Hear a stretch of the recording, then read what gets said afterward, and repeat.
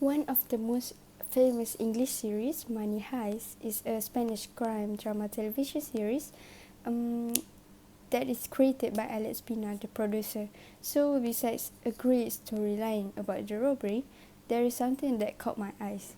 So, one of the characters of the series, who is known as Denver, falls in love with his hostage, Monica, when during the time when he keeps Monica as the hostage when finally become an accomplice to the group.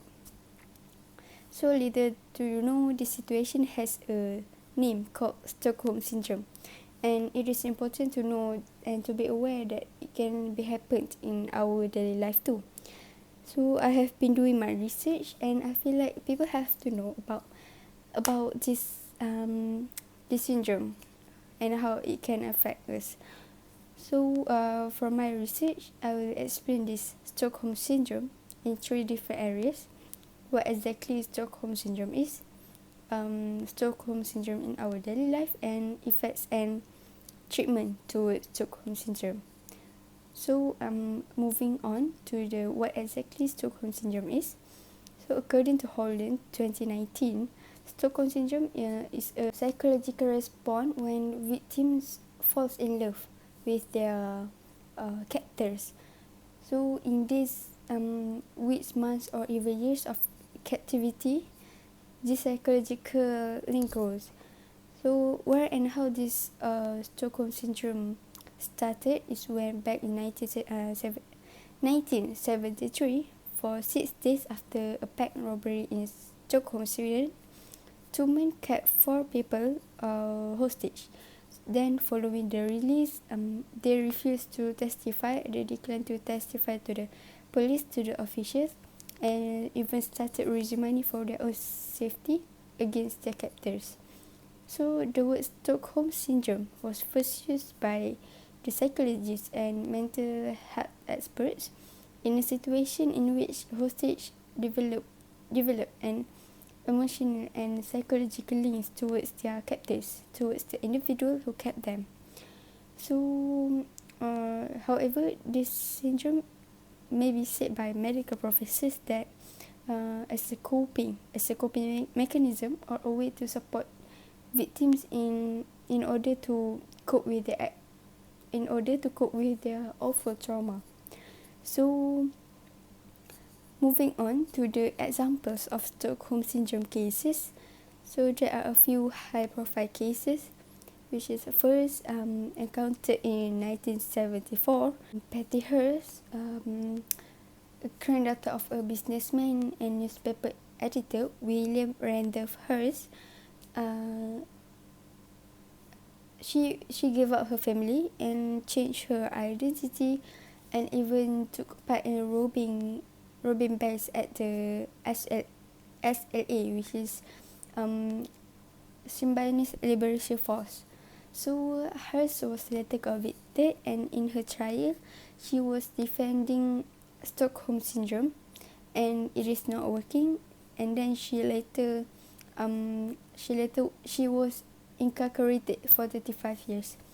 Besides, Stockholm Syndrome also happens in today's society. So it might happen when someone is an abusive relationship. Research has shown that abused individuals can develop emotional attachment to their abusers. So either sexual, physical, emotional abuse, as well as incest, may last for years.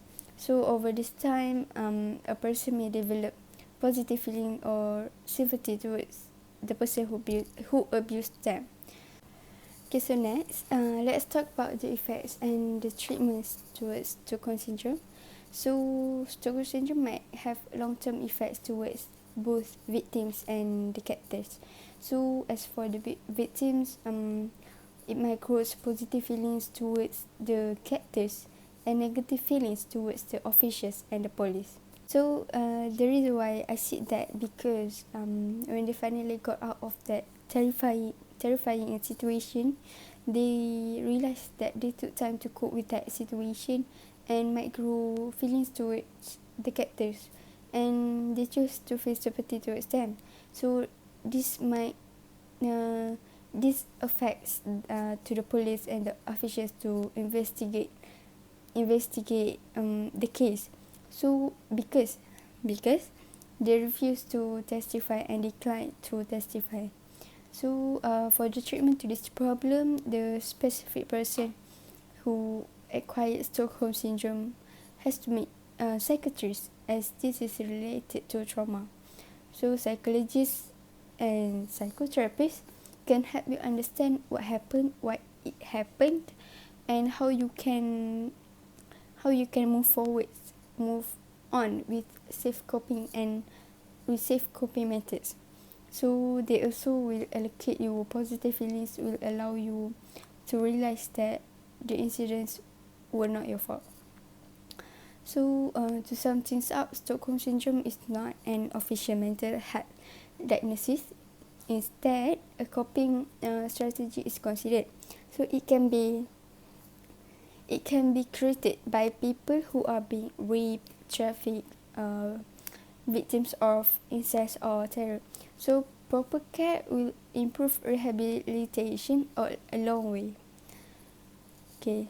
Next, I think I have basically covered these 3 areas in Stockholm syndrome, which is what exactly Stockholm syndrome is, Stockholm syndrome in today's society, and effects and treatment for Stockholm syndrome. So after all, we need to be aware that this syndrome, because if we are involved in this kind of situation, it might affect us and the society, and that is not good.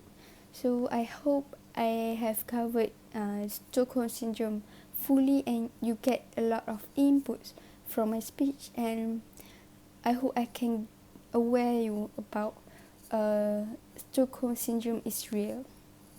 So thank you.